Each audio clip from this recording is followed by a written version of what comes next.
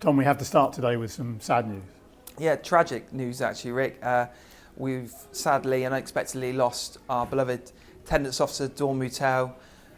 24 years dedicated service to this school and this community, and it's really hit hard. It's really hit hard to staff, students and families alike.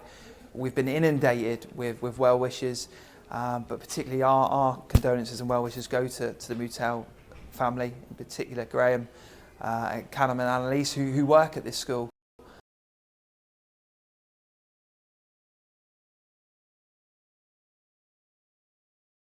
Standing here in front of this lovely poster talking about attendances. Attendance has been a big priority for the school this year. Well, it's always a big priority, but especially this year. Tell us how that's going.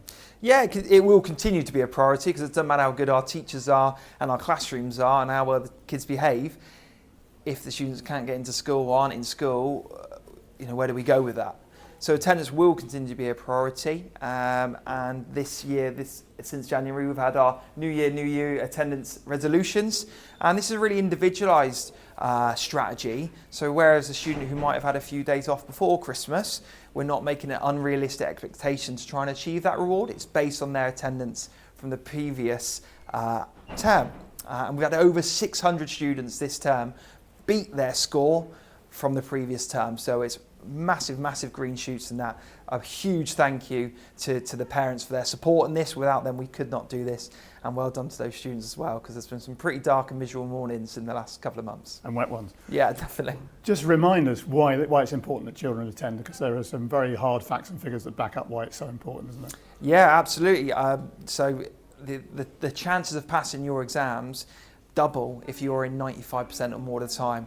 Now we understand there's some really difficult situations for certain students, and we've got very complex plans in place for those students to support with some medical needs. That's completely different, but for the vast majority of students, that 95% figure is really attainable, and we need them in here, and it's brilliant having such a supportive parents and families to help us with that, to get them into school every day, because I know it's not easy sometimes in the mornings. So one day here and there can really make a big difference. It really does. Yeah, it really does. Our attendance improved by 1% on the previous term, which doesn't sound like much, but that actually equals around about 800 school days for a school of this size. That's brilliant.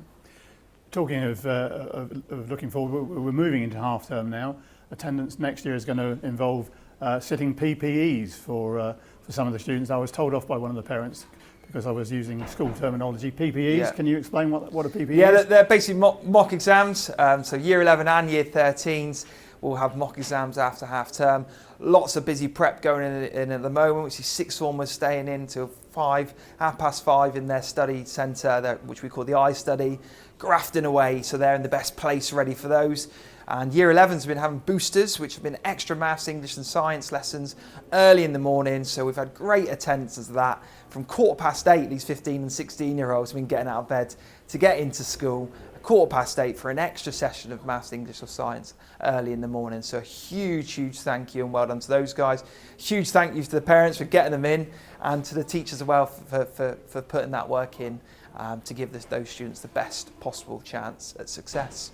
And the purpose of these PPEs is that you know how the students are faring, so you can gear their future education, as it were, towards the proper exams at the end of the year. Yeah, absolutely that, and also it's a big part of the process is them getting used to sitting in those exam halls, getting used to that experience of going in, because that is very different to just sitting in a classroom.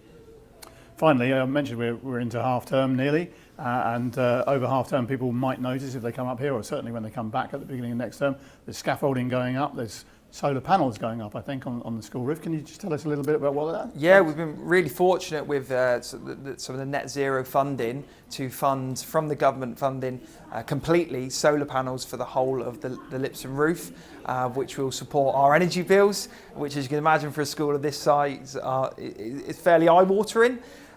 So we're just incredibly grateful and fortunate to have that. But yeah, lots of work going on at the moment, particularly over half term, to reduce the disruption. There's a lot of banging going on the roofs at the moment, but we hope that to be done about a week after half term.